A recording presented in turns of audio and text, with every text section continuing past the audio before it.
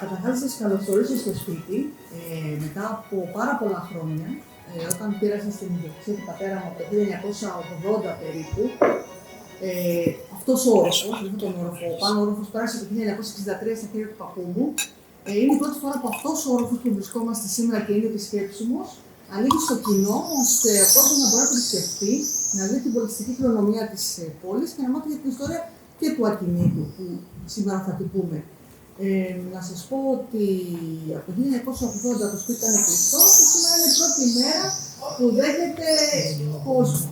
Η Έλλη κάνει ένα κύκλο, είσαι στην καρέκλα με τα λουλούδια. Στην Προεδρική. Θες να κάτσεις και εδώ, δεν ξέρω με τι κόσμο θα πούμε. Γεια σας, καλώς την. Η κυρία Κυλοπούλου έχει μέρος του ακινήτου του δευτέρου ορόφου. Είναι στην ιδιοκτήτρια. Αυτό έκαψα λίγο, έκαψα λίγο την είδηση. Οπότε είστε έτοιμοι, ξεκινάμε. Λοιπόν, ωραία, ξεκινάμε. Το πρώτο τεκμήριο που εντοπίζουμε, που αποτελεί και την απαρχή της ιστορίας αυτού του σπιτιού, είναι ένα συμβόλαιο της 28ης Ιουνίου 1847, με τον τίτλο «Συμφωνητικών» του συμβολεογράφου Ερμούπολης Ανδρέα Δαβίδ. Το συμβόλαιο αυτό είναι μια συμφωνία μεταξύ δύο γειτόνων, του Αργυρίου Ταρποκτζή και του Πέτρου Χαραλάμπους. Σύμφωνα με το συμβόλαιο, ο Αργύριος Ταρποκτζής έχει ξεκινήσει να οικοδομεί μια οικία και προκειμένου να ορθογονήσει την οικία, δηλαδή να ευθυγραμμίσει τον δυτικό τοίχο της με την οικία του γείτονα Χαραλάμπους, θα πρέπει ο Χαραλάμπους να γκρεμίσει έναν τοίχο από το δικό του σπίτι, ώστε ο νέος τοίχος που θα κατασκευαστεί να αποτελεί μεσοτυχία, εφαρμόζοντας έτσι το σχέδιο πόλεως της Ερμούπολης. Ο Χαραλάμπους δέχεται τη νέα αυτή ρύθμιση και λαμβάνει από τον Ταρποκτζή χρηματική αποζημίωση ύψους 500 διστήλων Ισπανίας. Τα ισπανικά δίστηλα ήταν ένα νόμισμα που κυκλοφορούσε τότε στη Σύρο μαζί με τις δραχμές. Στο συμβόλαιο αυτό εντούτοις δεν αναφέρεται η θέση του ακινήτου, κάτι όμως που θα διευκρινιστεί αμέσως παρακάτω. Πράγματι, η συμφωνία τηρείται και ο Ταρποκτζής συνεχίζει το χτίσιμο της οικίας του και μέσα σε 11 μήνες την έχει ολοκληρώσει, όπως αποδεικνύεται από το δεύτερο κατά σειρά τεκμήριο που εντοπίζουμε. Πρόκειται για το συμβόλαιο της 10ης Μαΐου 1848 με τον τίτλο «Ιδιοκτησία» του ιδίου συμβολεογράφου Ερμούπολης Ανδρέα Δαβίδ, με συμβαλόμενους τον τέκτονα Αναστάσιο Σαρή και τον έμπορο Αργύριο Ταρποκτζή. Το συμβόλαιο αυτό αποτελεί μια ομολογία του τέκτονα ότι για λογαριασμό του Ταρποκτζή και με έξοδα του ιδίου οικοδόμησε μία οικία έχουσαν τας ακολούθους διαιρέσεις. Δηλαδή, η οικία αποτελείται από τους εξής ορόφους: υπόγειο, πρώτο όροφο και δεύτερο όροφο. Το υπόγειο απαρτίζεται από 8 δωμάτια που προορίζονται άλλα για κατοίκηση και άλλα για βοηθητικές χρήσεις, όπως αποθήκη, καρβουναποθήκη, μαγειρίο και αναγκαίων, δηλαδή την τουαλέτα της εποχής. Ο πρώτος όροφος περιλαμβάνει σαλόνι, 4 δωμάτια, μαγειρίο, άλλη κάμαρα επί του μαγειρίου, κελάρι και αναγκαίων. Και ο δεύτερος όροφος έχει επίσης σάλα με σιδερένιο μπαλκόνι, 5 κάμαρες, μαγειρίο, αναγκαίων, χαγιάτι και ταράτσα.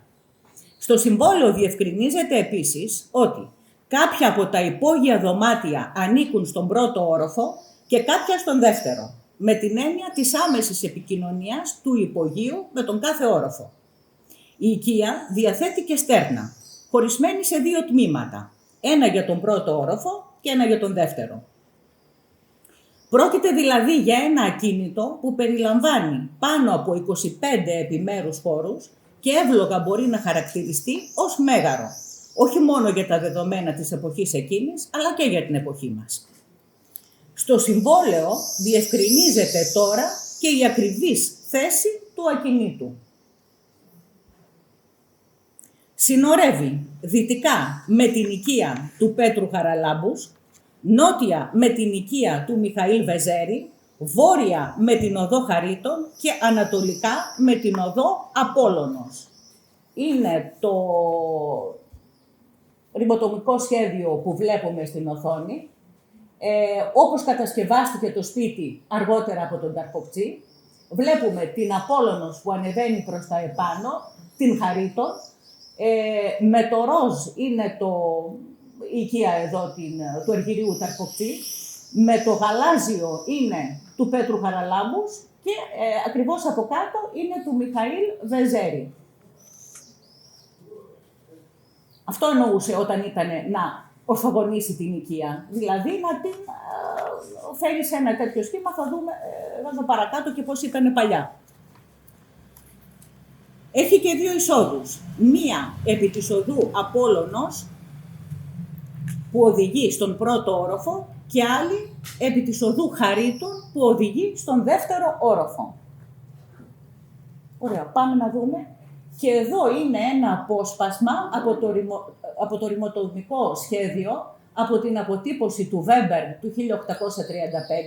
Είναι το σχέδιο όπως το έχει φτιάξει ο Τάκης ο Γαλανόπουλος και το ροζ είναι το οικόπεδο, τα όρια του οικοπέδου του Ταρκοπτζή.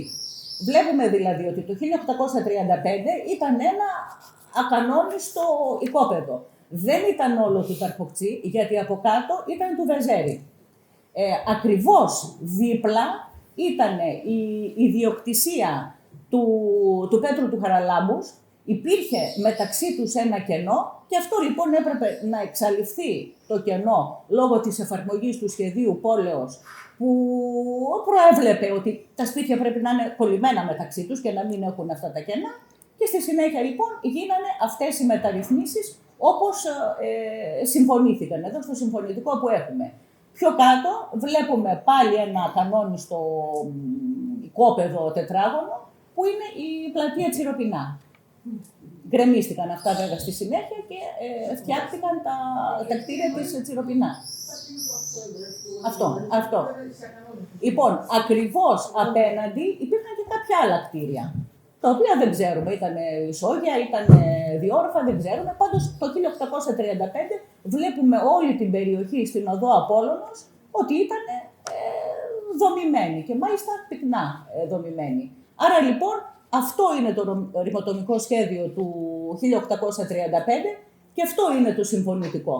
Συμφωνούν μεταξύ τους ότι πρέπει να το ευθυγραμμίσουμε, να το ρυθμίσουμε και να το κάνουμε σύμφωνα με το σχέδιο πόλεως. Λοιπόν, ο Τέκτον Σάρης ομολογεί επιπλέον ότι για την επιστασία του κατά την οικοδόμηση του ακινήτου έλαβε από τον Ταρκοπτζή 1.000 δραχμές. Και ο Ταρκοπτζής ομολογεί με τη σειρά του ότι η όλη κατασκευή του κόστισε 62.500 δραχμές. Μετά την παραπάνω ομολογία του Τέκτονα περί της πλήρους εξοφλήσεως, αναγνωρίζεται ο Ταρκοπτζής ως ιδιοκτήτης του ακινήτου. Γι' αυτό και το συμβόλαιο χαρακτηρίζεται ως ιδιοκτησία και αποτελεί πλέον τον τίτλο ιδιοκτησίας στο όνομα του Ταρκοπτζή, που φαίνεται ότι εκτός από το ίδιο το ακίνητο, κατήχε και το έδαφος επί του οποίου οικοδομήθηκε, εφόσον δεν γίνεται μνήα για διαφορετικό ιδιοκτήτη του εδάφους. Ποιος ήταν όμως αυτός ο έμπορος Αργύριος Ταρκοπτζής που ξόδευσε το τεράστιο για την εποχή ποσό των 62.500 δραχμών για να κατασκευάσει ένα μέγαρο που μόνο με το μέγαρο Πρασακάκι μπορούσε τότε να συγκριθεί? Μάλιστα, λοιπόν. Ο Αργύριος Ταρκοπτζής του Δημητρίου υπήρξε ένας από τους πρώτους οικιστές της Ερμούπολης. Γεννήθηκε στις Σέρρες το 1796 και σε ηλικία 26 ετών το 1827 εγκαταστάθηκε στην Ερμούπολη με τα δυο του αδέλφια, τον Νικόλαο και τον Θεόδωρο. Αμέσως επιδόθηκε στο εμπόριο και σύντομα αναδείχθηκε σε έναν από τους πιο σημαντικούς εμπόρους και οικονομικούς παράγοντες της εποχής. Το 1834 τα τρία αδέλφια πούλησαν το πατρικό του σπίτι στις Σέρρες και με την εγγραφή τους στο Δημοτολόγιο της Ερμούπολης το ίδιο έτος έγιναν και επίσημα Ερμουπολίτες. Ο Νικόλαος μάλιστα υπήρξε ο πρώτος πολίτης αυτής της πόλης. Ενεγράφει το 1834 και φέρει τον αριθμόν 1. Ακολούθησε ο Αργύριος με αριθμό 24 και στη συνέχεια το 1841 ο Θεόδωρος, που ήταν και ο μικρότερος σε ηλικία. Ο Αργύριος παντρεύτηκε την Κωνσταντζα Γουσίου και απέκτησε 2 κόρες και 2 γιους. Η βασική ασχολία του ήταν το εμπόριο, αλλά εκτός από αυτά οι επιχειρηματικές του δραστηριότητες εκτείνονταν σε όλο το φάσμα των τότε οικονομικών συναλλαγών.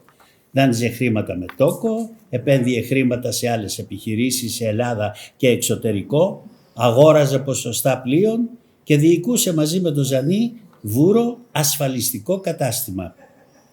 Μια από τις πιο φιλόδοξες και πρωτοποριακές επιχειρηματικές κινήσεις του Ταχπορτζή ήταν όταν το 1840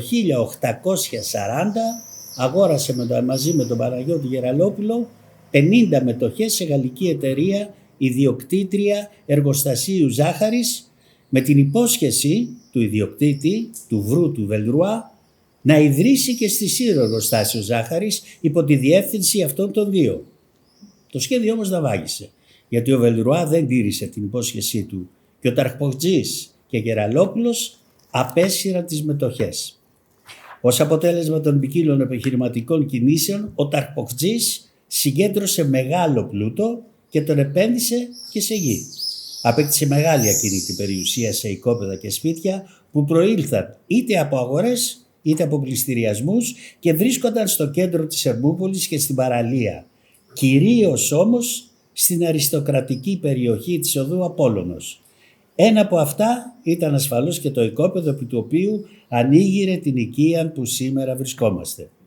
Στην οδό Απόλλωνος, εκτός από το μέγαρο Πρασακάκι, το σημερινό επιμελητήριο Κυκλάδων που είχε οικοδομηθεί το 1835, διέθεταν ακίνητα και άλλοι επιτυχημένοι έμποροι της εποχής, όπως ο Γρηγόριος Πάικος, ο Θεόδωρος Δράλης, ο Παναγιώτης Γεραλόπουλος, ο Νικόλαος Μεταξάς, αλλά και λιγότερο επιτυχημένοι όπως ο Εμμανουήλ Βικέλας.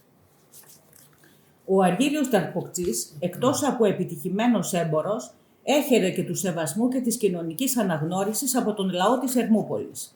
Με δική του πρωτοβουλία και ενέργειες προσπάθησε να συμβιβάσει τις πολιτικές αντιπαλότητες μεταξύ των συμπολιτών του, που στα χρόνια εκείνα είχαν πάρει διαστάσεις διχόνοιας και απειλούσαν την κοινωνική και οικονομική ευημερία του τόπου. Για την εν γέννη προσφορά του στην κοινωνία της Ερμούπολης τιμήθηκε το 1845 από τον βασιλιά Όθωνα μαζί με άλλους 4 επιφανείς Ερμουπολίτες εμπόρους, με τον Αργυρούν Σταυρό του Σωτήρος. Ένα χρόνο μετά, στις δημοτικές εκλογές του 1846, ο Αργύριος Ταχπορτζής έθεσε υποψηφιότητα για δήμαρχος Ερμούπολης με αντιπάλους τους εμπόρους Ιωάννη Περίδη και Κωνσταντίνο Πάγκαλο. Το αποτέλεσμα των εκλογών έφερε ισοψηφία μεταξύ του Ταχπορτζή και του Περίδη. Αλλά ο βασιλιάς Όθων διόρισε τον Ταχπορτζή και μάλιστα η απόφαση πάρθηκε από τον Όθωνα κατά την επίσκεψή του στη Σύρο τον Ιούνιο του 1846. Ο νέος δήμαρχος ανέλαβε τα δημαρχιακά του καθήκοντα τον ίδιο μήνα, τον Ιούνιο του 1846, και υπηρέτησε στη θέση αυτή έως την πάυση του το 1848. Αν και βραχύβια, η θητεία του χαρακτηρίζεται ιδιαίτερα πετυχημένη. Άλλωστε, διέθετε προηγούμενη εμπειρία στα δημοτικά πράγματα, καθώς είχε διατελέσει δημογέροντας και γενικά είχε προσφέρει στο Δήμο από διάφορες θέσεις. Ιδιαίτερα, οι ενέργειές του στράφηκαν σε έργα υποδομής, κάτι που εξάλλου ήταν η βασική προτεραιότητα τότε της πόλης. Πρώτη του μέρευνα ήταν η ανέγερση δημοτικών καταστημάτων, η εκτέλεση του σχεδίου πόλεως και η εξασφάλιση πόρων για τη συνέχεια οικοδόμησης του ναού του Αγίου Νικολάου. Ακολούθησε η ολοκλήρωση του Δημοτικού Κρεοπολίου και Ιχθυοπολίου στην παραλία, η επιπέδωση της πλατείας Όθωνος νυν Μιαούλη, η κατασκευή του μόλου του τότε ναυπηγείου, η κατασκευή της προκυμαίας και μαρμάρινων δωματίων πάνω σε αυτήν για διάφορες χρήσεις, η διαμόρφωση του περιβόλου του ναού της Μεταμόρφωσης και κυρίως οι λιθοστρώσεις οδών που ως τότε ήταν χωμάτινες. Σε όλα αυτά τα θεμελιώδη έργα υποδομής, εκτελεστές υπήρξαν οι σπουδαίοι αρχιτέκτονες και μηχανικοί Γεράσιμος Μεταξάς, Γιώχαν Ερλάχερ και Εμμανουήλ Ψύχας. Ο Ταχπορτζής όμως μέσα στο 1848 πτώχευσε σαν έμπορος. Την αιτία της πτώχευσης ο ιστοριογράφος της Σύρου Τιμολέων Αμπελάς την αποδίδει στην παραμέληση των εμπορικών του υποθέσεων λόγω της υπερβολικής ενασχόλησης με τις υποθέσεις του Δήμου. Την πτώχευση ακολούθησε η απόλυση από το δημαρχιακό αξίωμα από τον βασιλιά που τον είχε διορίσει. Σύνδικοι επί της πτώχευσης διορίστηκαν οι Αθανάσιος Λαδόπουλος και Δημήτριος Δούκας, με αποστολή την εκαθάριση της κινητής και ακίνητης περιουσίας του πτωχεύσαντος. Και ενώ η διαδικασία της εκαθάρισης βρισκόταν σε εξέλιξη, λίγο πριν την κατάσχεση και τον πληστηριασμό της περιουσίας του, ο Ταρκποτσής πουλάει το ακίνητο στην οδό Απόλλωνος και Χαρίτων στις 13 Απριλίου 1849 στο γαμπρό του, σύζυγο της πρωτότοκης κόρης του Μαρίας, τον γιατρό Γεώργιο Μακά, αντί του ποσού των 44.000 δραχμών. 3 μήνες μετά πουλάει και άλλη οικία επί της οδού Απόλλωνος, την οποία είχε αγοράσει το 1835 στον έμπορο Αλέξιο Ξηραδάκη. Μετά την οικονομική καταστροφή, ο Ταρκποτσής με την οικογένειά του πιθανόν αναχώρησαν από τη Σύρο. Έκτοτε δεν γνωρίζουμε τι απέγινε. Κάποια χρόνια αργότερα βρίσκουμε το γιο του Δημήτριο εγκατεστημένο στην Αλεξάνδρεια της Αιγύπτου, αλλά εγγεγραμμένο στο Δημοτολόγιο Ερμούπολης. Πριν όμως ολοκληρώσουμε το κεφάλαιο για τον Αργύριο Ταρκποτσή, θα θέλαμε να δούμε πώς περιγράφει το ακίνητο ο μελετητής της αρχιτεκτονικής ιστορίας της Ερμούπολης, διαπρεπής αρχιτέκτονας Ιωάννης Στραβλός, στο εμβληματικό έργο του για την Ερμούπολη. Γράφει λοιπόν ο Τραβλός μεταξύ άλλων: πρόκειται για ένα καλοκτισμένο τριόροφο κτίριο, όπου έχει πέσει ο Σοβάς, εννοώντας την κατάσταση του κτηρίου το 1980, όταν ο ίδιος το επισκέπτηκε, διακρίνουμε την τοιχοδομία. Αργολιθοδομή με κονίαμα. Ενδιαφέροντα είναι τα μπαλκόνια με τις πλούσιες σιδεριές, καθώς και η μαρμάρινη κεντρική είσοδος από την οδό Χαρίτων, διακοσμημένη στο υπέρθυρο με ανάγλυφα στεφάνια. Οι πλούσιες και καλοδουλεμένες τοιχογραφίες στο εσωτερικό μαρτυρούν τη γενικότερα προσεγμένη κατασκευή του. Θα θέλαμε επίσης να προχωρήσουμε και σε κάποιες υποθέσεις όσον αφορά τον πιθανό αρχιτέκτονα του ακινήτου, καθώς ο Τέκτον Σάρης, που όπως είδαμε πληρώθηκε 1.000 δραχμές για την επιστασία του, υπήρξε ο επιβλέπων του έργου, ο εργολάβος όπως τα λέγαμε σήμερα.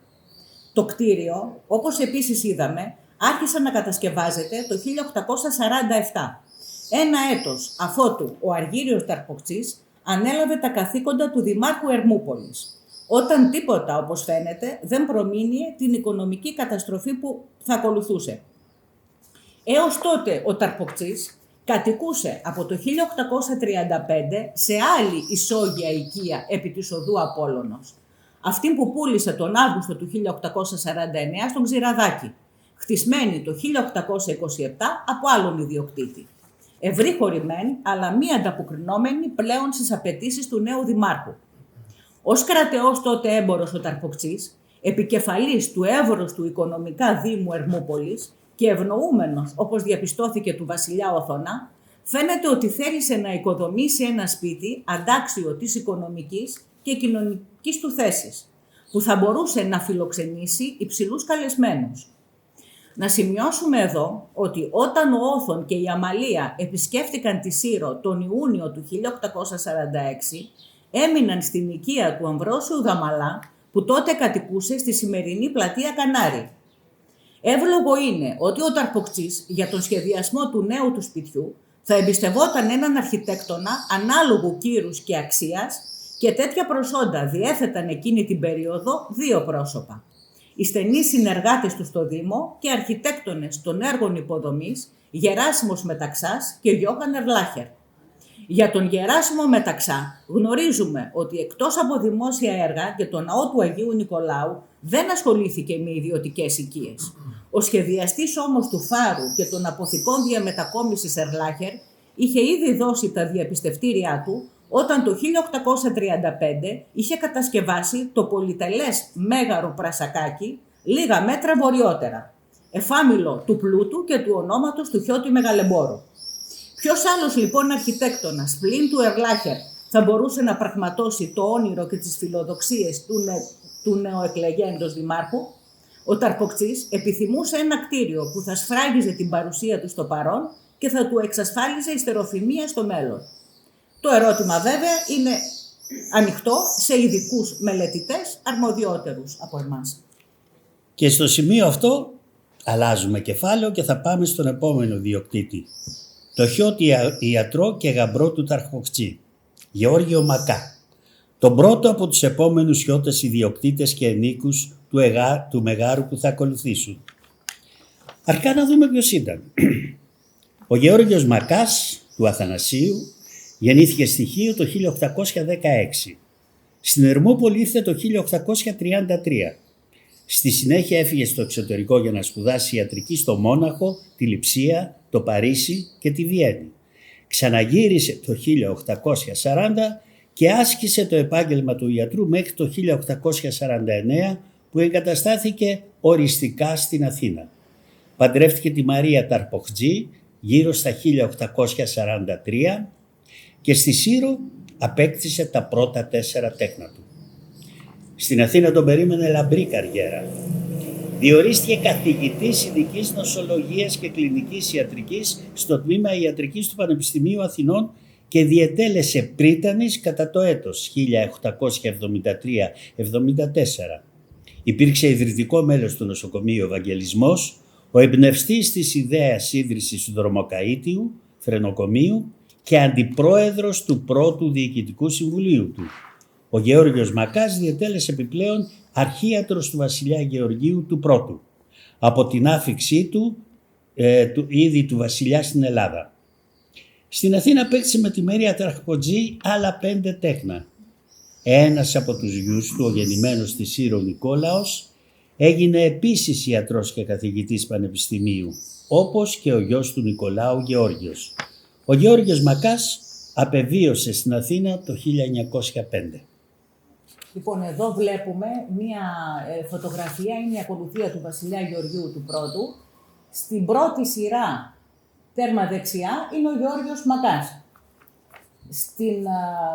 Στους 5 όρθιους, ο δεύτερος κατά σειρά, είναι ο Γεράσιμος Μεταξάς. Ο αρχιτέκτονας για τον οποίο μιλήσαμε λίγο πιο πάνω, ο οποίος όταν έφυγε από τη Σύρο, μπήκε και αυτό στην αυλή του βασιλιά και ήταν ένας από τους πιο σπουδαίους αρχιτέκτονες στην Αθήνα. Τέρμα δεξιά, τελευταίος, είναι ο Πάνος Κολοκοτρώνης, ο τελευταίος γιος του Θεοδόρου Κολοκοτρώνη, ο πιο μικρός.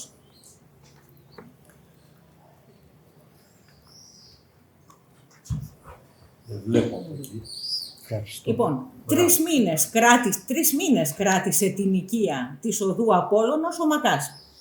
Οπότε και την πουλάει με τη σειρά του στις 23 Αυγούστου του 1849.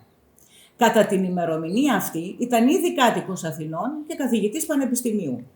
Το σχετικό πολιτήριο συμβόλαιο συντάχθηκε στη Σύρο και υπογράφτηκε από τον πληρεξούσιό του, τον πεθερό του, Αργύριο Ταρποκτσή. Νέος αγοραστής της οικίας, ο χιώτης έμπορος και μετέπειτα δήμαρχος Ερμούπολης, Αμβρόσιος Δαμαλάς. Και τώρα μπαίνουμε στο κεφάλαιο Δαμαλά. Ο Αμβρόσιος Δαμαλάς γεννήθηκε στη Χίο το 1809. Γονείς του ήταν ο μεγαλέμπορος και πρόκριτος Χίου Ιωάννης Δαμαλάς και η Εκατερίνη Πετροκοκκίνου, γόνος της έγκριτης και αριστοκρατικής οικογένειας των Πετροκόκκινων. Αδέλφια του Αμβρόσιου ήταν ο Αντώνιος, ο Ιάκωβος, η Αγγερού και ο Δημήτριος. Κατά τα γεγονότα του 1822, ο Ιωάννης Δαμαλάς συνελήφθη μαζί με τους υπόλοιπους προκρίτους, φυλακίστηκε και τέλος απαγχωνίστηκε μπροστά στα μάτια της οικογένειάς του. Η σύζυγος Εκατερίνη με την κόρη της Αγγερού εχμαλωτίστηκαν και στάλθηκαν σε χαρέμι στην Έφεσο, όπου μετά από 40 ημέρες η Εκατερίνη πέθανε. Την ίδια μοίρα με τη μητέρα και την αδελφή του ακολούθησε και ο 13χρονος Αμβρόσιος. Δεν οδηγήθηκε βέβαια σε χαρέμι, αλλά εχμαλωτίστηκε, πουλήθηκε στην Κωνσταντινούπολη μαζί με άλλα παιδιά συνομήλικά του, τέκνα επιφανών οικογενειών της Χίου, μεταξύ των οποίων και ο μετέπειτα διευθυντής του Γυμνασίου Σύρου, Γεώργιος Σουρίας, στη συνέχεια δραπέτευσε και στο τέλος βρέθηκε μόνος σε μια ρώσικη πόλη κοντά στην Οδυσσό. Εκεί τον ανακάλυψε τυχαίο ο Δημήτριος Μαυρογορδάτος, πρώτος εξάδελφος της μητέρας του. Ο Μαυρογορδάτος τον έστειλε αρχικά στην Άξο, όπου είχε καταφύγει μετά τις σφαγές της Χίου η οικογένεια Μαυρογορδάτου, και μετά από 2 χρόνια ήρθαν όλοι μαζί το 1829 στη Σύρο, στην οποία μαζί με τόσους άλλους συμπατριώτες Χιώτες είχε εγκατασταθεί και ο αδελφός του Ιάκωβος Δαμαλάς από το 1823. Ο Αμβρόσιος ενεγράφει Δημό της Ερμούπολης το 1835 με αριθμό 1896. Λίγο μετά την εγκατάστασή του στη Σύρο, ο Αμβρόσιος γεύτηκε και άλλη χαρά. Η αδελφή του, η Αγκερού, με τη βοήθεια του Δημητρίου Μαυρογορδάτου, το έσκασε από το χαρέμι του Τούρκου Πασά και μετά από πολλές περιπέτειες κατάφερε να φτάσει και αυτή στη Σύρο. Ο νεαρός Δαμαλάς είχε αρχίσει σιγά σιγά να εμπορεύεται όταν στο μικρό του κεφάλαιο προσθέθηκαν 60 κολονάτα που άφησε με τη διαθήκη του σε αυτόν και την Αγκερού ο αδελφός τους Αντώνιος, που είχε αποβιώσει προετών στη Μασσαλία. Εκτός από τα 60 κολονάτα, τα 2 αδέλφια διεκδίκησαν επιπλέον και άλλα χρήματα που χρωστούσαν στον Αντώνιο οι κατά καιρούς χρεώστες του. Σε όλα αυτά προσθέθηκαν και κάποια λείψανα από την πατρική περιουσία στοιχείο που είχε καταφέρει να περισσώσει πάλι ο θείος Δημήτριος Μαυρογορδάτος. Μισό λεπτάκι λίγο, Γιώργο. Εδώ να εξηγήσουμε αυτό που βλέπουμε. Είναι μία πράξη του 1833. Είναι ένα επιτροπικό που ο Αμβρόσιος Δαμαλάς και η αδελφή του η Αγκερού διορίζουν πληρεξούσιο τον Μιχαήλ Πετροκόκκινο που βρισκόταν στη Μασσαλία για να ζητήσει χρήματα από τον Μιχαήλ Δρομοκαΐτη, χρήματα που χρωστούσε ο Δρομοκαΐτης στον αδελφό τους Αντώνιο. Οπότε μετά το θάνατό του διεκδικούν τα χρήματα, δεν μπορούν να πάνε στη Μασσαλία και διορίζουν τον Μιχαήλ Πετροκόκκινο, που μάλιστα ήταν και εξαδελφός τους. Χάρη λοιπόν σε αυτά τα κεφάλαια, ο Αμβρόσιος επιδόθηκε με ζήλο στο εμπόριο, συνεργαζόμενος κυρίως με το σπουδαίο εμπορικό οίκο των συγγενών του, Πετροκόκκινων στη Μασσαλία, και χάρη στη σκληρή δουλειά και κυρίως στο εμπορικό δαιμόνιο, την εντιμότητα και τη συνέπεια που διέθετε, απέκτησε μεγάλο πλούτο, κατατάσσοντάς τον στην κατηγορία των πιο πλούσιων εμπόρων της Σύρου της εποχής του. Το 1845 ο Αμβρόσιος Δαμαλάς παντρεύτηκε την Καλλιόπη Ράλη, κόρη του Λουκά Ράλη και της Δέσποινας Ροδοκανάκη. Η Καλλιόπη περιγράφεται ως μία από τις πιο όμορφες και καλλιεργημένες γυναίκες της εποχής της. Το ζευγάρι απέκτησε 5 τέκνα: τον Ιωάννη, τον Λουκά, την Εκατερίνη, τον Παύλο και τον Αριστίδη. Όλα τα τέκνα γεννήθηκαν στην Ερμούπολη, εκτός από τον Αριστίδη που γεννήθηκε στον Πειραιά. Ο Λουκάς πέθανε το 1856 σε ηλικία 9 ετών. Και εδώ είναι, ενώ έχει αποκτήσει τα πρώτα 3 του τέκνα, που αγοράζει τον Αύγουστο του 1849 τη μεγαλοπρεπή οικία στην οδό Απόλλωνος. Και εδώ θα φιλοξενηθεί ο βασιλιάς Όθωνας και η Αμαλία, όταν τον Μάιο του 1850 ξαναεπισκέφτηκαν τη Σύρο. Όπως είπαμε παραπάνω, οι βασιλείς και κατά την προηγούμενη επίσκεψη, τον Ιούνιο του 1846, είχαν φιλοξενηθεί από τον Δαμαλά, αλλά σε άλλη οικία επί της σημερινής πλατείας Κανάρη. Τώρα όμως επιλέγουν πάλι να φιλοξενηθούν για 2 μέρες από τον Δαμαλά, που πλέον κατοικεί σε νέα ιδιόκτητη οικία, ενδεικτικό της εκτίμησης που έτρεφε ο Όθωνας στο πρόσωπό του. Παρόλο που τότε δήμαρχος Ερμούπολης ήταν ο Νικόλαος Πασακάκης, που διέθετε ακόμα πιο πολυτελή κατοικία. Ο Δαμαλάς, ως εξέχων πολίτης, συμμετείχε επίσης στην επιτροπή που υποδέχτηκε τους βασιλείς κατά την απόβασή τους στην Προκυμαία, και η Καλλιόπη Δαμαλά συμμετείχε στην επιτροπή κυριών υποδοχής των βασιλέων στην πόλη. Μετά την απόκτηση της οικίας, ο Δαμαλάς ξεκίνησε την εσωτερική της διακόσμηση, με τις ζωγραφικές παραστάσεις στους τοίχους και τα ταβάνια που θαυμάζουμε ακόμα και σήμερα. Για την εκτέλεσή τους κάλεσε έναν από τους καλύτερους ζωγράφους της Σύρου την εποχή εκείνη, τον Ιασίφ Τάμι. Ο Τάμι είχε γεννηθεί στην Ιταλία και μετά τις αποτυχημένες επαναστάσεις στην Κεντρική Ευρώπη και Ιταλία, είχε καταφύγει ως πολιτικός πρόσφυγας στη Σύρο το φθινόπωρο του 1849 σε ηλικία 24 ετών. Όπως βλέπουμε, ο Τάμι υπέγραψε τη δουλειά του και δίπλα στην υπογραφή του σημείωσε το έτος 1853, που δηλώνει προφανώς την ολοκλήρωση των έργων του. Είναι τα μόνα έργα που έχει υπογράψει ο Τάμι, ενώ γνωρίζουμε ότι έχει φιλοτεχνήσει και την πρώην οικία Γρηγορίου Πάικου, σημερινή Βίλα Αργίνη, επίσης στην οδό Απόλλωνος. Η εξέχουσα θέση, ο πλούτος και προπάντων το ήθος του έκανε τους συμπολίτες του να τον εκλέξουν δήμαρχο για 2 συνεχείς θητείες, 1853 με 1858 και 1858 με 1862. Μετά τον Αργύριο Ταρκποκτσί είχαν ακολουθήσει 2 δήμαρχοι, ο Νικόλαος Πρασακάκης και ο Νικόλαος Παγιτζής. Για πρώτη φορά ο Δαμαλάς ανέλαβε τα δημαρχιακά του καθήκοντα στις 16 Απριλίου του 1853. Σύμφωνα με τον τιμολέοντα Αμπελά, οι 2 αυτές θητείες άφησαν εποχή στην Ερμούπολη και ανέβασαν την πόλη σε περίοπτη θέση σε Ελλάδα και εξωτερικό. Καταρχάς, ο Δαμαλάς συνέχισε τα δημοτικά έργα και τα έργα υποδομής που είχαν ξεκινήσει οι προκάτοχοί του και σχεδίασε ή έβαλε σε εφαρμογή καινούρια. Από τα πάμπολα έργα και των 2 θητειών αναφέρουμε δεικτικά κάποια.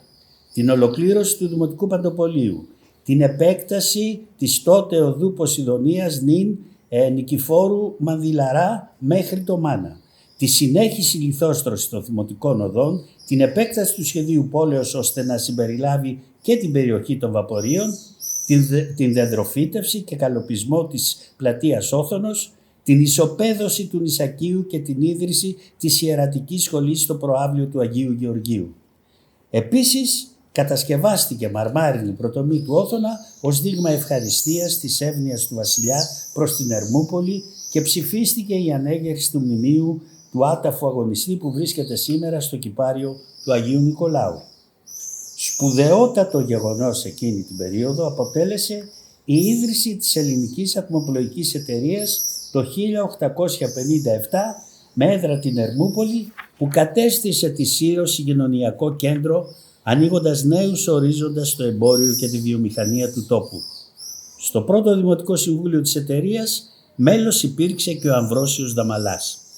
Εκεί όμως που πραγματικά διακρίθηκε και άφησε σπουδαίο έργο ήταν στους τομείς υγείας, της πρόνοιας, της παιδείας και του πολιτισμού. Έλαβε πρωτοποριακά για τα ελληνικά δεδομένα μέτρα για τα έκθετα βρέφη με την οργάνωση ειδικού προγράμματος του νοσοκομείου, ίδρυσε για τα άπορα και εγκαταλελειμμένα παιδιά το Δημοτικό Ορφανοτροφείο Αρένων, το μετέπειτα Ισιδόριο με τη συνδρομή και χρηματοδότηση των αδελφών Μπαμπαγιώτη και εκπώνησε για την καταπολέμηση της φτώχειας και της επετείας ειδικό πρόγραμμα με τίτλο «Πρόνοια εργασία», δίνοντας εργασία στους απόρους και ανέργους στον καθαρισμό της πόλης και στα ποικίλα έργα δοποιίας.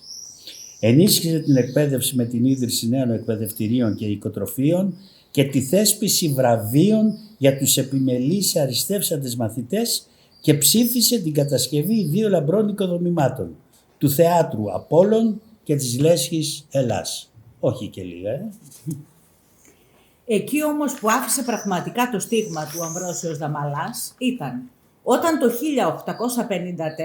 ενέσκυψε στην Ερμούπολη επιδημία χολέρας. Τρομοκρατημένοι τότε οι περισσότεροι κρατικοί λειτουργοί και εύποροι πολίτες εγκατέλειψαν την πόλη και κατέφυγαν στα χωριά της Σύρου. Είναι η εποχή που άρχισαν οι πλούσιοι Ερμουπολίτες να χτίζουν εκεί τις εξοχικές κατοικίες τους. Ο Δαμαλάς όχι μόνο δεν εγκατέλειψε την πόλη, αλλά έχοντας μαζί του τους λιγοστούς υπαλλήλους που είχαν απομείνει, επέδειξε απαράμιλο ζήλο και αυταπάρνηση με κίνδυνο της ζωής του. Στο δύσκολο αυτό έργο, υποστηρικτής και αρρωγός, υπήρξε η σύζυγός του Καλλιόπη. Για την ισχυρή ευψυχία του, τα φιλάνθρωπα αισθήματα και τους εν γέννη χειρισμούς του στην αντιμετώπιση της επιδημίας, ο Αμβρόσιος Δαμαλάς παρασημοφορήθηκε από τον βασιλιά με τον χρυσό σταυρό του βασιλικού τάγματος του Σωτήρος, μια από τις ανώτερες διακρίσεις της πολιτείας. Εγώ είμαι.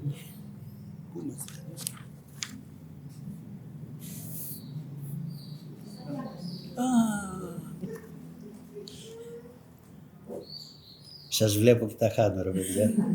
Παρά την προσωπικότητα όμως του Δαμαλά και τις υπηρεσίες που είχε ποικιλοτρόπως προσφέρει στην πόλη, ένα πολιτικό γεγονός θα ερχόταν να κλονίσει την εμπιστοσύνη του βασιλιά Όθωνα προς το πρόσωπό του και θα του κόστιζε τελικά το δημαρχιακό αξίωμα. Και αυτό ήταν η εξέγερση κατά του Όθωνα στα 1862.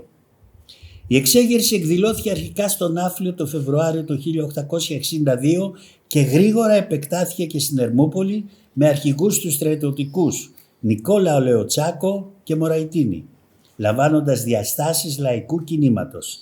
Και ενώ αρχικά το Δημοτικό Συμβούλιο είχε καταδικάσει την εξέγερση, αναγκάστηκε στη συνέχεια υπό το φόβο μήπως ξεσπάσουν στην πόλη βία επεισόδια που θα απειλούσαν τη δημόσια ασφάλεια, να αποδεχθεί το κίνημα και να συνδράμει τους στασιαστές. Το κίνημα όμως μετά το θάνατο του Λεοτσάκου και του Μωραϊτίνη στην Κύθνο, κατά τη διάρκεια των επεισοδίων γνωστών ως Κυθνιακά, απέτυχε και το Δημοτικό Συμβούλιο Ερμούπολης με νέο ψήφισμα ανακάλεσε την προηγούμενη απόφαση. Μετά τη λήξη της δεύτερης δημαρχιακής θητείας του εντός του ιδίου έτους, ο Δαμαλάς έθεσε εκ νέου υποψηφιότητα και εξελέγει Δημοτικός Σύμβουλος. Δεν αποδέχτηκε όμως την υποψηφιότητα για τη θέση του Δημάρχου, καθώς οι σχέσεις του με τον βασιλιά είχαν πληγεί ανεπανόρθωτα και δεν απολάμβανε πια της εμπιστοσύνης και στήριξης της κυβέρνησης. Λίγο αργότερα θα εγκαταλείψει οριστικά την Ερμούπολη και την Ελλάδα και θα εγκατασταθεί με την οικογένειά του μόνιμα στη Μασσαλία. Αλλά και από τη Γολία που βρισκόταν ο Δαμαλάς δεν ξέχασε την Ελλάδα. Όποτε του δινόταν η ευκαιρία πρόσφερε με προθυμία και ευχαρίστηση τη βοήθειά του, με κορυφαία την προσφορά του κατά τη διάρκεια του κριτικού αγώνα. Ο Αμβρόσιος Δαμαλάς πέθανε στη Μασσαλία τον Ιούλιο του 1869. Ο λαός της Ερμούπολης απέστειλε στη χείρα του Καλλιόπη συλληπιτήριο επιστολή μαζί με το χρυσό διακοσμημένο με διαμάντια σε ένδειξη ευγνωμοσύνης για την προσφορά του στην πόλη. Η σωρός του μεταφέρθηκε και τάφηκε στην Ερμούπολη το Δεκέμβριο του ιδίου έτους. Κλείνοντας το κεφάλαιο για τον Δαμαλά, να πούμε ότι ο γιος του Παύλος, μετά από σπουδές στο εξωτερικό, εγκαταστάθηκε στον Πειραιά, του οποίου διατέλεσε δήμαρχος από το 1903 στο 1907. Ο άλλος γιος του Αριστίδης, αρχικά διπλωμάτης και μετά ηθοποιός, παντρεύτηκε τη διεθνούς φήμης Γαλλίδα ηθοποιό Σάρα Μπερνάρ. Από τους γιους του Ιάκωβου Δαμαλά, μόνο ο Ιωάννης έμεινε στη Σύρο. Και για να ξαναγυρίσουμε στην οικία επί των οδών Απόλλωνος και Χαρίτων, η οικία μετά την αναχώρηση του Δαμαλά για τη Μασσαλία συνέχισε να παραμένει στην ιδιοκτησία του και μετά τον θάνατό του πέρασε για κάποια χρόνια στους κληρονόμους του. Το 1870 βρίσκουμε να κατοικεί εκεί ο ανιψιός του Αμβροσίου, Ιωάννης Δαμαλάς, γιος του αδελφού του Ιακώβου. Η οικία ενοικιάζεται στον Ιωάννη Δαμαλά από τους κληρονόμους του Αμβροσίου. Μαζί με τον Ιωάννη μένουν η σύζυγός του Μαργαρίτα, το γένος Αλέξανδρου Μαυρογορδάτου, τα 3 τέκνα τους και 4 υπηρέτες. Δεν γνωρίζουμε όμως αν η οικογένεια κατοικούσε σε όλο το ακίνητο ή σε κάποιον όροφο. Πάντως, 6 χρόνια μετά βρίσκουμε να κατοικεί εκεί η οικογένεια του Χιώτη εμπόρου Κωνσταντίνου Μαυρογορδάτου. Ο ίδιος, η σύζυγός του Μαριγό και οι 4 κόρες του.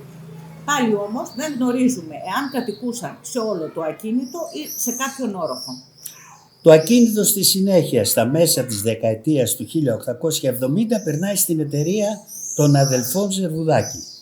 Πρόκειται για τους 5 αδελφούς Ζερβουδάκη, Δημήτριο, Στέφανο, Εμμανουήλ, Αντώνιο και Παντολέοντα, γιους του Χιώτη Κωνσταντίνου Ζερβουδάκη. Η εταιρεία, με έδρα την Ερμούπολη και βασική δραστηριότητα το εμπόριο, έφερε την επωνυμία η Κωνσταντίνου Ζερβουδάκη με υποκατάστημα στο Μάντσεστερ της Αγγλίας. Η Ζερβουδάκη, μέσω του επικερδούς εμπορίου και των γάμων των ιδίων και των τέκνων τους, με μέλη ισχυρών επιχειρηματικά οικογενειών όπως Γαλάτη, Καλουτά, Βούρου, Νεγρεπόντι και Αράγκη, ανέδειξαν την εταιρεία τους σε μια από τις πιο εύρωστες οικονομικές εμπορικές εταιρείες, στην ιδιοκτησία της οποίας ανήκαν αρκετά ακίνητα στο κέντρο της Ερμούπολης. Το 1891 η εταιρεία ΙΗ Κωνσταντίνου Ζερβουδάκη, μετά το σταδιακό θάνατο των αδελφών εταίρων, διαλύθηκε και ιδρύθηκε νέα υπό την επωνυμία ΙΗ Εμμανουήλ Ζερβουδάκη και ΣΥΑ. Ακολούθως, το ακίνητο επί των οδών Απόλλωνος και Χαρίτων πέρασε στη νέα εταιρεία και στους εταίρους της και στο ποσοστό που κατήχε ο καθένας στη νέα εταιρεία, αφού πρώτα χωρίστηκε σε δύο μέρη που αντιστοιχούσαν στην αρχική διαίρεση του 1848, δηλαδή σε δύο ορόφους, με τον κάθε όροφο να κατέχει και δωμάτια από τα μεγάλα υπόγεια. Μεγάλο, εντάξει. Τον δεύτερο όροφο αγόρασε το 1963 από κληρονόμους της οικογένειας Ζερβουδάκη ο Ευστράτιος Θεοδόρου, παππούς της κυρίας Πόπης Ξενοπούλου. Ο Θεοδόρου χώρισε τον δεύτερο όροφο σε δύο αυτοτελή διαμερίσματα και μεταβίβασε το ένα στην κόρη του Ευαγγελία για τον γάμο της με τον δικαστικό υπάλληλο Κωνσταντίνο Κρίνο και το άλλο στην άλλη κόρη του, τη Μάρια, το 1970 για το γάμο της με τον Λαβρέντιο Ξενόπουλο, οικονομικό διευθυντή των εργοστασίων Βέλη Σαρόπουλου και Ζησιμάτου και μετέπειτα ελεύθερο επαγγελματία λογιστή. Η Μαρία Ξενοπούλου, με τη σταδιακή αγορά των μεριδίων από τους υπόλοιπους κληρονόμους της οικογένειας Ζερβουδάκη, απέκτησε και τον πρώτο όροφο και ολόκληρο το ισόγειο, αυτό που στα παλιά συμβόλαια περιγράφεται ως υπόγειο. Και μέχρι το 1987 είχε καταστεί κάτοχος σχεδόν ολόκληρου του ακινήτου, πλην του διαμερίσματος της οικογένειας Κρίνου. Μετά τον θάνατο της Ευαγγελίας και του Κωνσταντίνου Κρίνου, το διαμέρισμα του δεύτερου ορόφου και ένα δωμάτιο στον πρώτο αγοράστηκαν το 2007 από την ιατρό κυρία Νικολίτσα Αγγελοπούλου. Τώρα, εμείς σήμερα, στα πλαίσια του εορτασμού των 200 ετών από την ονομαδοσία της Ερμούπολης, θελήσαμε μαζί με την ιστορία του σπιτιού αυτού να παρουσιάσουμε και την ιστορία των ιδιοκτητών και ανήκων του μεγάρου αυτού, με ιδιαίτερη αναφορά βέβαια στον Αργύριο Ταρχποχτζή και τον Αυρόσιο Δαμαλά. Γιατί σαν δημόσια πρόσωπα που ήταν, μπορέσαμε να βρούμε περισσότερα στοιχεία για τη ζωή και το έργο τους και γιατί υπήρξαν δύο δήμαρχοι που με την προσφορά τους συνέβαλαν τα μέγιστα στην εξέλιξη και εκλάμπρηση αυτής της πόλης. Τελειώνοντας, θα θέλαμε να πούμε ότι αν και πέρασαν από αυτό το σπίτι αρκετοί ιδιοκτήτες και κατοίκησαν πολύ περισσότεροι άνθρωποι, αφού όλοι τους είχαν πολυμελείς οικογένειες, η παρουσία του Αμβρόσιου Δαμαλά ήταν αυτή που σφράγισε την ιστορία του. Γι' αυτό και το σπίτι είναι γνωστό ακόμα και σήμερα με το όνομα Οικία ή Μέγαρο Δαμαλά. Αυτά.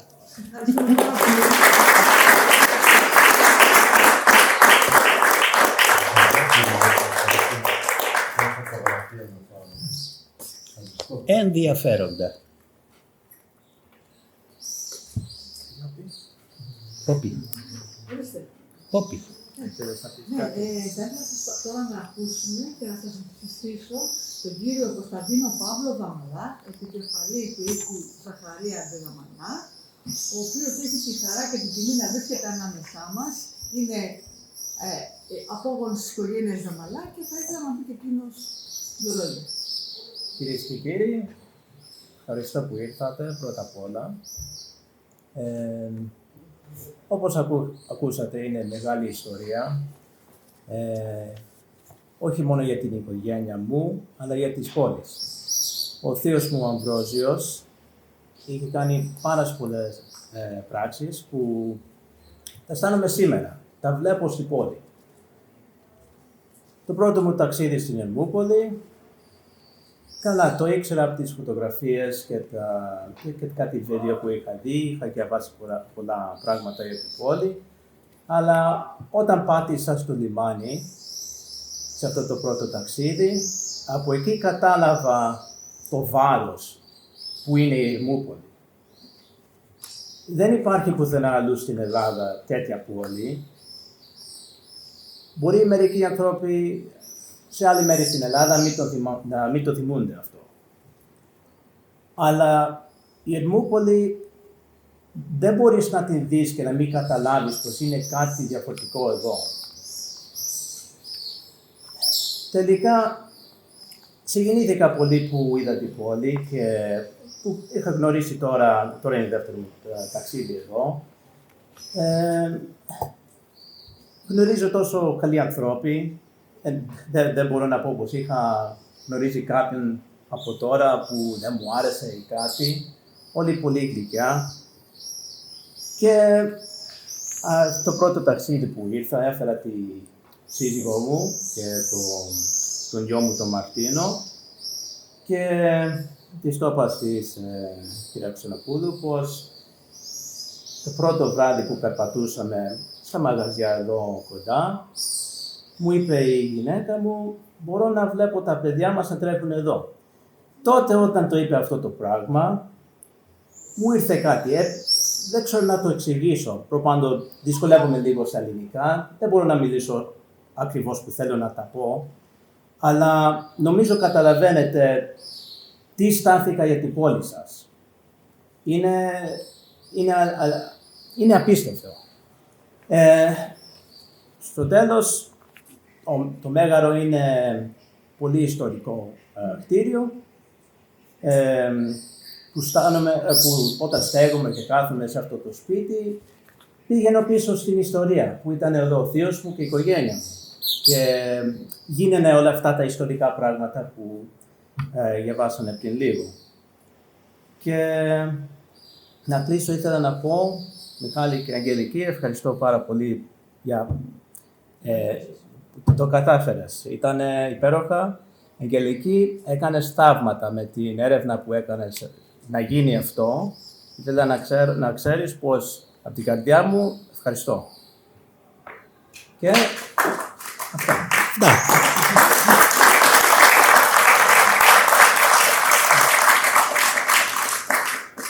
Οπότε δηλαδή βρήκαμε πότε άρχισε να χτίζεται το σπίτι, το 1847. Είδαμε πώς ήταν η όλη γειτονιά το 1835, όπως βέβαια μας τα έχει αποτυπώσει και μας τα έχει εξηγήσει πάρα πολύ καλά και ο Τάκης ο Γαλανόπουλος, γιατί τα σχέδια ήταν του Τάκη του Γαλανόπουλου. Είδαμε λοιπόν ότι ολοκληρώθηκε το 1848, δηλαδή παραδόθηκε από τον Τέκτονα στον Αργύριο Ταρποκτσί. Κάποιους μήνες μετά ο Αργύριος Ταρποκτσής είδαμε ότι πτώχευσε. Εμένα η δική μου η εντύπωση είναι ότι ο Αργύριος Ταρποκτσής μάλλον δεν πρόλαβε να κατοικήσει σε αυτό το σπίτι. Και σίγουρα δεν το είχε διακοσμήσει, γιατί χρειαζόντουσαν πάρα πολλά χρήματα για να διακοσμηθεί αυτό. Και μάλιστα το σπίτι που έμενε πριν το 1848 ο Ταρποκτσής ήταν ακριβώς από πάνω. Αυτό το μεγάλο το οικόπεδο που βλέπουμε. Υπήρχε εκεί σπίτι, ήταν ισόγειο, αλλά προφανώς δεν ικανοποιούσε τις απαιτήσεις του Ταρποκτσί, ο οποίος το 1846, όπως είπαμε, δεν ήταν σε θέση ο ίδιος να φιλοξενήσει το βασιλικό ζεύγος και το είχε φιλοξενήσει ο Δαμαλάς, που βρήκαμε κιόλας, ξέρουμε που είναι το σπίτι, το πρώτο σπίτι του Δαμαλά, είναι στην θέση που τώρα είναι το ξενοδοχείο Ερμής. Οπότε χτίζει αυτό το σπίτι για λόγους κύρους, για να έχει ένα ωραίο σπίτι για να φιλοξενεί τους βασιλείς. Πτώχευσε όμως, δεν ξέρουμε τι έγινε μετά την πτώχευση, δηλαδή δεν το έχουμε ψάξει παραπάνω. Αυτό που είδαμε όμως ότι πρόλαβε και πούλησε αυτά τα δύο σπίτια, αυτό το σπίτι και το παραπάνω, να βρει χρήματα για να πληρώσει τους δανειστές. Και μάλιστα σε κάποια έγγραφα έχουμε δει ότι οι δανειστές στο εξωτερικό, μόνο στο εξωτερικό, ήταν 45 άτομα. Δηλαδή ήταν τεράστιος, δηλαδή χρωστούσε παντού. Ίσως βέβαια κάποιος λόγος αυτής της οικονομικής καταστροφής να ήταν και αυτό εδώ το σπίτι, γιατί αυτά τα χρήματα, 62.500 δραχμές, ήταν ένα τεράστιο ποσό για την εποχή. Και για να σώσει μάλλον το ακίνητο, το πούλησε στον γαμπρό του, τον Γεώργιο Μακά, μια πολύ μεγάλη προσωπικότητα και ένας μάλιστα από τους ιδρυτές της ιατρικής επιστήμης στην Ελλάδα. Και ούτε βέβαια και ο Μακάς το κράτησε, 3 μήνες το είχε, μετά πήγε στην Αθήνα, πέρασε στα χέρια του Δαμαλά, οπότε στην ουσία αυτός που αρχίζει και το διακοσμεί είναι το 1849 ο Αμβρόσιος Δαμαλάς, γιατί το 1849 έρχεται ο Τάμι, οπότε δηλαδή στην ουσία ανθίζει αυτό το σπίτι και παίρνει την λάμψη που πήρε επί Αμβροσίου Δαμαλά. Γι' αυτό κιόλας επιμείναμε λίγο περισσότερο στην οικογένεια. Ναι, στην οικογένεια και στο βιογραφικό του, δηλαδή το τι πέρασε, που εχμαλωτίστηκε, που πήγε στην Κωνσταντινούπολη. Τα ξέρουμε βέβαια πιο αναλυτικά, αλλά εδώ θέλαμε λίγο με συνοπτικό τρόπο να το δείξουμε. Και μάλιστα όλη αυτή η περιπέτεια του Αμβροσίου Δαμαλά, στην ουσία είναι οι περιπέτειες των χιωτών προσφύγων, δηλαδή τι πέρασαν οι πρόσφυγες. Άλλοι σκοτώθηκαν, άλλοι εχμαλωτίστηκαν, άλλοι πήγαν σε χαρέμια, άλλοι γύρισαν στη Σύρο, άλλοι πήγαν στο εξωτερικό και οι περισσότεροι βέβαια εξελίχθηκαν στους μεγαλεμπόρους, όπως τους ξέρουμε. Δηλαδή ο Αμβρόσιος Δαμαλάς ήταν ένας Λουκής Λάρας. Για όσους έχουν διαβάσει τον Λουκή Λάρα, γιατί και ο Λουκής Λάρας αυτό είναι οι περιπέτειες των χιωτών. Λοιπόν, αυτά. Και θα ήθελα να κλείσουμε έτσι πιο ωραία. Θα έλεγα ότι από εδώ ξεκίνησε η Επανάσταση του 1821, αλλά με πρόλαβε ο ημιμαθής υπουργός προχτές και ξεκίνησε από τη Μεσσηνία. Πάμε. Φύγαμε. Εγώ με τη σειρά μου να ευχαριστήσω όσους ήρθατε να μας τιμήσετε με την παρουσία σας στο σπίτι. Θεωρήστε όλοι φίλοι του σπιτιού, δεν σας θεωρώ καλεσμένοι, να το ξέρετε αυτό. Να ευχαριστήσω τα γενικά αρχαία του κράτους και τώρα την Αγγελική που έδωσε μια έμφαση στο κείμενό της και το δούλεψε και το ψάξαμε και κάναμε πρόβες. Τα ΓΑΚ βοήθησαν όλοι οι υπάλληλοι, εξίσου το ίδιο. Στην έρευνα είναι σοβαρή έρευνα, κάναμε τόσα χρόνια πίσω. Ευτυχώς μπορέσαμε και βρήκαμε όλα τα αρχεία, έχουν διασωθεί. Όλους τους φίλους, δεν θα πω ονόματα, που όσο έφτιαχνα το σπίτι ήταν κυνηγοί επίπλων, για να βοηθήσουν το σπίτι, όταν το παρέλαβα εγώ το 1980, τον όροφο πάντα λέω, έτσι, πάνω κατοικό, δεν είχε έπιπλα. Είναι επιπλωμένο εκ νέου. Σε κάποια δωμάτια θα σας δείξω μετά υπάρχουν έπιπλα της οικογένειάς μου, δηλαδή το σπίτι τιμάει την Ερμούπολη και την οικογένειά μου και την κληρονομιά που έχει και η οικογένεια Δαμαλά μέσα στο σπίτι που έχει αφήσει και όλοι βέβαια οι δήμαρχοι που έχουν περάσει. Τα έπιπλα ανήκουν στην οικογένειά μου, έχουν αγοραστεί κάποια και επειδή ο πατέρας μου στην ουσία συνέσφερε για να αγοραστεί το σπίτι αυτό, έχει στηθεί ένα ειδικό δωμάτιο, το γραφείο του, το οποίο είναι προς τιμή του, γιατί χωρίς εκείνον δεν θα υπήρχε τίποτα.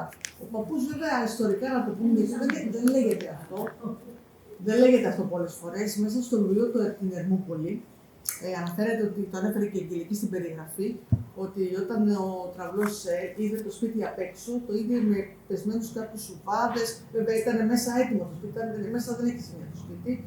Όμως, τελευταία με τη μητέρα μου, ότι όταν το σπίτι αγοράστηκε, ήταν όλο πέτρινο. Δηλαδή η μορφή που κάποιοι περνάνε απ' έξω και το βλέπουν ότι είναι κατεστραμμένο, δεν είναι κατεστραμμένο, είναι πέτρινο όλο, αυτή είναι η αρχική του μορφή.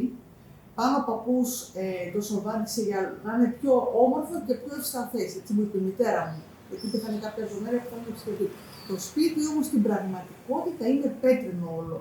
Και ό,τι μίλησα με μια αρχιτέκτονα, οι τρύπες που βρίσκονται κατά μήκους της πρόσωψης είναι αποτυπώματα και απομεινάρια των σκαλωσιών. Γιατί όπως μου εξήγησε πάλι η αρχιτέκτονα, η κυρία Φουντουλάκη, η οποία γράψε το αντίστοιχο βιβλίο για τους αρχιτέκτονες στην Ελλάδα, είναι ότι όταν έχεις ένα πέτρινο κτίριο και βάζεις σκαλωσιές και μετά από κάποια χρόνια θέλεις να κάνεις επισκευή, δεν θα ξανασπάσεις την πέτρα για να μπήξεις σκαλωσιές, τις αφήνεις τις σκαλωσιές για να μπορείς να δουλέψεις και να κάνεις ξανά την επισκευή σου. Και το θέμα είναι ότι βλέποντας το πέτρινο, πάντα αναρωτιόμουν πως ένας βασιλιάς ο Όφωνας και όλοι οι επιφανείς πολίτες που πέρασαν, γιατί μην ξεχνάμε ότι Λουκάς Ράλης που είναι ο πεθερός του Δαμαλά, έτσι, πως καταδέχτηκε, να το πω έτσι, να μείνει σε ένα σπίτι που είχε τρύπες απ' έξω, που δεν είχε σοβά. Και όμως η αλήθεια μαθαίθηκε από τη μαμά μου όταν είπε ότι ήταν πάντα πέτρινο. Άρα ο δεύτερος όροφος είναι απλά σοβατισμένος. Δηλαδή, αν μπορούσαμε να ταξιδέψουμε πίσω στον χρόνο, το κτίριο ήταν πέτρικο, γι' αυτό ήταν και είναι τόσο γερό. Έτσι. Και κάτω τα κελάρια του, καταρχάς τα κελάρια του κάτω έχω προλάβει εγώ. Μέρη των κελαριών είχαν μια μεγάλη μαρμάρινη γούρνα, όπου εκεί οι υπηρέτριες έπλαιναν τα σεντόνια και τα λευκά είδη. Έχει ειδική υποδοχή στέρνα, ώστε να παίρνεις νερό κατευθείαν από τη στέρνα σε μια ειδική γούρνα διαμορφωμένη μαρμάρινη, ώστε ο υπηρέτης να μην κουβαλάει τα αντικείμενά του, να είναι δίπλα με μια βρέση στη στέρνα να μπορεί να πλένει. Βέβαια έχει διαμορφωθεί κάτω ο χώρος τώρα. Και επίσης ο χώρος έχει 3 κουζίνες αναόροφο. Οι υπηρέτες, το ξέρετε και οι κυρίες, ότι όταν μαγειρεύουν ψάρι, το σπίτι μυρίζει. Μαγείρευαν πάντα στο ισόγειο, μάλλον στο ισόγειο τελείως. Οπότε με εσωτερικούς διαδρόμους και σκάλες και μεσόποτες, χωρίς να έχουμε τώρα φωτοκοκαιρία απ' έξω, έτσι, μετέφεραν τα φαγητά στους ορόφους, ώστε μαγειρεμένα πλέον δεν μυρίζουν. Και έχουμε ένα σπίτι πολυλειτουργικό, δουλεύει μόνο του, έχει με κάμαρες υπηρέτες. Μάλιστα πάνω από την κουζίνα του πρώτου ορόφου υπάρχουν ειδικά δωμάτια, τα οποία φιλοξενούσαν τους υπηρέτες. Δηλαδή, θέλει κάτι η κυρία ή ο κύριος, θα βάλει μια φωνή, ο υπηρέτης θα κατέβει. Ακούγουμε λίγο περίεργα όταν λέω ότι το όνομα υπηρέτης, όμως θέλω να σας μεταφέρω πίσω στον χρόνο. Είναι 1948, έχουμε τα κελάρια με το βοηθητικό προσωπικό που βοηθάει τους στενίκους του πρώτου και του δεύτερου ορόφου και πρέπει να βρεθεί ένας τρόπος άμεσος, δηλαδή να μπορούν να μπουν από κάθε όροφο. Φανταστείτε, από το υπόγειο ένας βοηθός μπορεί να πάει στη σοφίτα κατευθείαν με τις μεσόπορτες. Εξυπηρετήστε δηλαδή όλο το ακίνητο με ιδιωτικότητα. Γι' αυτό και τα δωμάτια, οι κρεβατοκάμαρες που έχω βρει εγώ 2 δωμάτια είναι στο πίσω χώρο. Οι πιο επίσημες κρεβατοκάμαρες είναι στον πίσω χώρο, ώστε να υπάρχει απόλυτη ιδιωτικότητα από τα παράθυρα που είναι εδώ. Αυτό από εμένα. Σας ευχαριστώ πάρα πολύ που ήρθατε. Ευχαριστούμε. Φυσικά θα ξανακάνουμε κι άλλα τέτοια.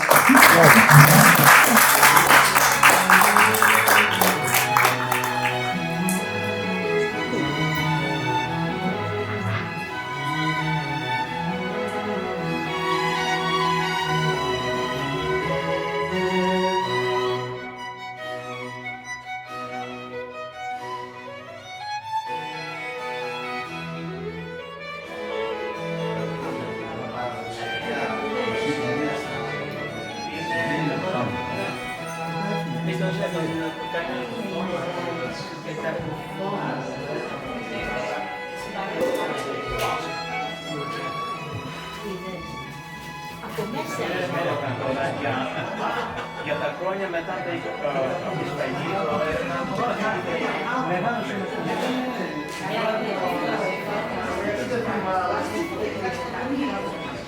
όπως έλεγε το Ευάγγελο, είναι ένα μεγάλο φίλο. Πήγε πάνω στα οροφογραφία. Σωστά. Ήταν ένας...